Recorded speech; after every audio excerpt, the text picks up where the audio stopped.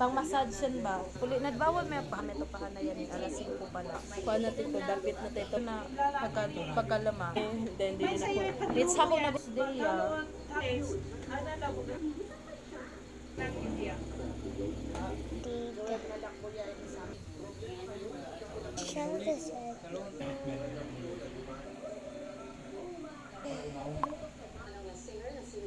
Sa mga dadalo sa inaugurasyon ni na President-elect Francisco Subianto at Vice President-elect wala dito.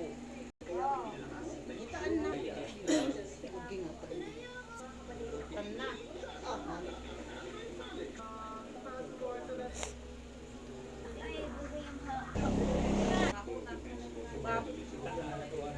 Sinaan daw. Pinutang na natin mga panaw.